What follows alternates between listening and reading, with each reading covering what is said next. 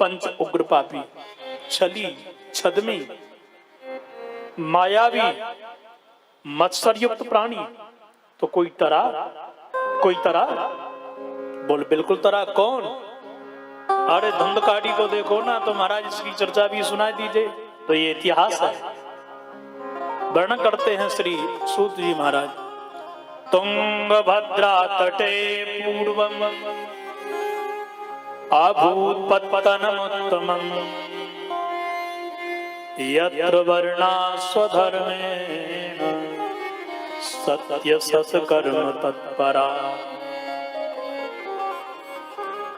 सूत जी कहते हैं, सौनकादि ऋषियों, एक पंडित जी थे आत्मदेव नाम के, सदगृहस्थ, पत्नी का नाम धुंधली। भगवत कृपा से धन धान्य की कोई कमी नहीं थी, पर बेटा बेटी को न। पत्नी का नाम धुंधली। एक बार संसार के लोगों के कुवाक सुनकर के पंडित जी प्राण त्यागने के लिए जंगल में चल पड़े। पहुंच गए मरने के लिए। पर भैया मृत्यु भी जब ही आती है जब ऊपर वाले टिकट काट देता है। बोलो राधे राधे। राधे राधे। और सोच रहे थे कैसे मरूं, पर्वत से कूदूं, पैर टूट गया, लोग कहेंगे जैसे कर्म वैसे भरम। लो पाप किया था, सब पैर टूट गया। कुआं में गिरा, प्राण नहीं निकले, घुट घुट के रहना पड़ेगा। ना ना, ऐसी मौत नहीं मरूंगा। अब सोच विचार कर रहे थे, इतने में एक बाबा जी आ गए महाराज। और जो संत जी आए सो महात्मा को निहार के विचार किया। हो कहते हैं साधु ते होए न कारज हानि। महात्मा के दर्शन करने से, महात्मा से व्यथा सुनाने से कोई हानि ना होए। चलो बाबा जी से सत्संग ही कर लो। पहुंच गए तो महात्मा जी को जाकर के आत्मदेव पंडित जी ने प्रणाम किया। तो महात्मा जी ने कहा कि ठीक हो पंडित जी। सो नेत्रों से आंसू गिरने लगे, रोने लगे। महात्मा जी बोले क्यों रो रहे हो, क्या बात है? कथम रोदिसि विप्रत्वं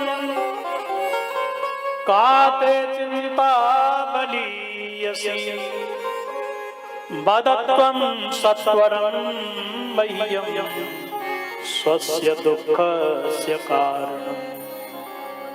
कहो क्या बात है? अरे पंडित जी आप तो रो रहे हो, अपने दुख का कारण मेरे से कहिए ना। वो महात्मा जी बोले।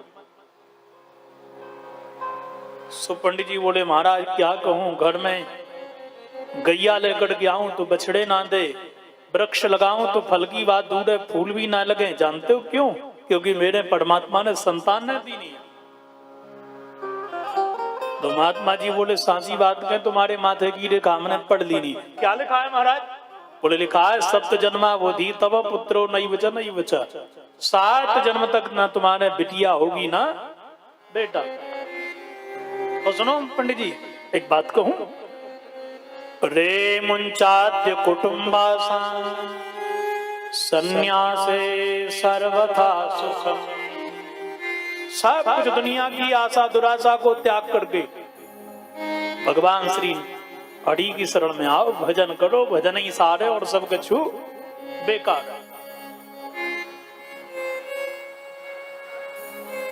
पंडित जी बोले वाह महाराज, अपना दुखड़ा आपसे हमने क्या सुनाया। आप तो संसार छोड़ करके बाबा बनने की रास्ते पे हमको चलाने लगे। अरे महाराज आप नहीं समझते हो, देखो मैं बताऊं अपने जीवन का अनुभव। पुत्रादि सुखहीनो संन्यास शुष्क एव हि गृहस्थ सरसो लोके पुत्र पौत्र समन्वित। अरे महाराज बिना बेटा के, बिना नाती पोता के कोई जीवन है? अरे गृहस्थी के बिना, गृहस्थी में भी बेटा बेटी के बिना ये जीवन बेकार है। इसलिए मुझे तो आप पुत्र प्रदान करिए। महात्मा जी ने खूब कहा कि देखो बेटा के चक्कर में सगर दुखी भय महाराज, अंग दुखी भय, बहन जैसा बेटा पैदा हो गया। पर ये आत्मदेव जी ने एक न मानी अंत तो गत्वा जाकर के पंडित जी बोले महाराज आपके सामने ही प्राण त्याग दूंगा, बताओ बेटा दोगे या नहीं। जो ये बता सकता है कि 7 जन्मों तक न मेरे बेटी होगी न बेटा, तो बेटा दे भी तो सकता है ना। अब मुझे बेटा दीजिए। महात्मा जी ने विचार किया सामने मर गया तो आत्महत्या लग जाएगी, इसको एक फल दे दिया। वो कहा पत्नी को खिला देना, नियम संयम बताए, जाओ 10वें महीने में तुम्हारे लाला ही होवेगो। पंडित जी दौड़ करके लाए, फल को पत्नी को दियो और बोले कि देखो इसको खा लेना, तुम्हारे 10वें महीने में एक लाला होएगो। याद रखना, एक बार भोजन करना, व्रत रखना, किसी की निंदा मत करना, किसी से झगड़ा मत करना, किसी का बुरा भला सोचना मत।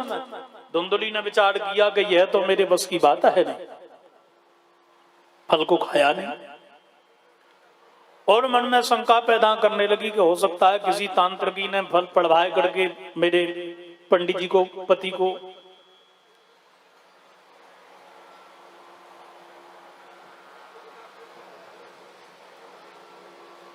दे दिया और मैंने यदि इसको खाया और मेरा यदि कहीं दिमाग ही खराब हो गया तो मेरा तो घर उजड़ जाएगा, कोई जादू टोना का फल तो नहीं है।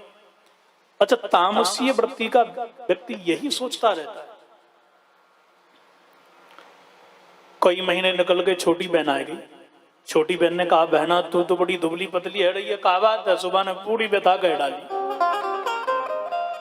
छोटी बहना जा दिन से तेरे जीजा जी फल लेकर के आए, मेरा तो जीना हराम हो गया। कहते हैं खा लो बेटा पैदा होगा। अब फल खाने से बेटा पैदा होते हैं कहीं क्या? छोटी बहन ने कहा कि बहना सुन, या फल को खिला दे गौ के लिए, परीक्षा के लिए, और मेरे उदर में बालक है, कुछ महीने के बाद पैदा होगा, वो फल बेटा तू ले लेना। पर हाँ, मैं तो सौगंध खा के कह रही हूँ, काउते कहूंगी ना, पर हाँ मेरे पति का भरोसा ना है, पर एक बात पे भरोसा है कि उसको कुछ रुपया दे दिया जाए धन, तो वो मुंह नहीं खोलेंगे कभी। धुंधली ने कहा बहना ये तो मेरे यहाँ कमी है ना काऊ बात की। अच्छा धन मैंने दियो और तू मुझको अपनो लाला दे दीजो। फल खिला दिया गऊ के लिए। बहन का जब बेटा हुआ सज्जनों, तब रातों रात आ गया और पंडित जी को बधाई धुंधली ने दी कि आपके लाला हुआ है। इस लाला का नाम रखा धुंधकारी। और भगवान की कृपा देखो, इसके बाद में 3 महीने के बाद गैया के बछड़ा ना हो करके बेटा हो गया। गांव वाले बोले वाह भैया, भगवान दे तो छप्पर फाड़ के दे। देखो पहले तो पत्नी का बेटा नहीं हुआ, और पत्नी का बेटा हो गया तो गैया के बछड़ा नहीं हुआ, बेटा हो गया। बहुत गांव वालों ने बधाई दी। ने इस बालक का नाम सज्जनों रखा गोकर्ण। पूरी आकृति मानव के समान है, पर सज्जनों कान गौ के समान है, इसलिए गोकर्ण जी बड़े धुरंधर विद्वान पंडित हुए। धुंधकारी महादुष्ट खल, असन व्यसन का दुरात्मा, और दोनों पुत्र बड़े हुए। एक दिन तो यह शराबी बनकर के, मांसाहारी बनकर के जुआ खेलता हुआ वेश्यागामी भी बन गया। धन को लुटाने लगा तो पिताजी से जाकर के कहा पिताजी धन कहाँ गड़ा है बताओ। पिताजी ने कहा मैं तो नहीं बताऊंगा। बोले पिताजी राजी से बताओगे कि कुराजी से बताओ? बोले मतलब? बोले पिताजी कहते हैं कि पिता के मरने के बाद पिता की संपत्ति पर पुत्र का स्वताई अधिकार हो जाता है। पिता की संपत्ति पुत्र के नाम पर स्वताई रजिस्टर्ड हो जाती है। अब ये बताओ जीते जी दोगे कि मरने के बाद? तब नेत्रों से आंसू बह पड़े, और आंसू बहाते भय आत्मदेव जी विचार करने लगे। को गच्छामि को तिष्ठामि को मे दुःखं व्यपोह्ये। मैं कहाँ जाऊं? को तिष्ठामि को गच्छामि को मे दुःखं व्यपोह्ये। मेरा दुख कौन हरण करेगा? कहाँ जाऊं? बस जैसे ही दुखी भय के छोटा बेटा दौड़ करके आ गया गोकर्ण, और क्या मधुरवाणी से बोले पिताजी क्यों रोते हो? बोले मैं आज बहुत दुखी हूं, तेरा भाई मुझे परेशान कर रहा है, दुखी कर रहा है। तो पिताजी दुखी तो वह होता है जो संसार में आ सकता है, वो सुखी नहीं, वो दुखी होता है। गोकर्ण जी कह रहे हैं, बोले असारा खलु संसारो दुख रूपी विमोहका सुतः कस्य धनं कस्य स्नेहवान ज्वलते निसम। पिताजी ये संसार है, ये संसार असार है, इसमें कोई सार है ही नहीं। अरे पिताजी दूध से मक्खन निकल गया, छाछ पड़ी हाथ में हम तो, ऐसे ही संसार में सार तो केवल भगवान नाम है, सत्कर्म है और कुछ नहीं। लोग कहते हैं मकान से बड़ा सुख मिलेगा, मकान कोठी वालों से पूछ लो कितना सुख मिला। पत्नी में सुख है, जिनका विवाह हो गया उनको बेचारों को, बुड्ढों को पूछ लो कितना सुख मिला। नहीं, बेटा में सुख मिला, जिनके बेटा बेटी हो गए उनसे पूछ लो। नहीं, सुख तो नातियों में है, अरे जिनके नाती पंती भी हो गए उनसे पूछो ना। तो ना सुख पत्नी से मिला, न मकान से, न दुकान से, न फैक्ट्री से, न खेत से, न कलान से। सुख मिलेगा तो कहां?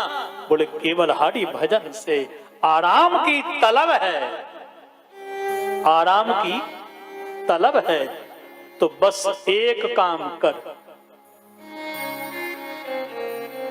आराम की तलब है तो बस एक काम कर, आराम की शरण में बस राम राम कर। राम की शरण में आओ, राम राम जपो, बोलो राधे राधे। बस वृद्धापन यही है और कुछ नहीं है भैया। जो जवानी में नहीं कर पाए, भूला भटका शाम को घर आ जाए, वो भूला भटका नहीं है। मकान को, दुकान को, पत्नी को, रिश्तों को, बेटा को, बेटी को, सबको देख लिया, कोई अपना नहीं हुआ। बोलो भैया अपना कोई हुआ क्या? अपन से कोई प्रेम करता है मानसा?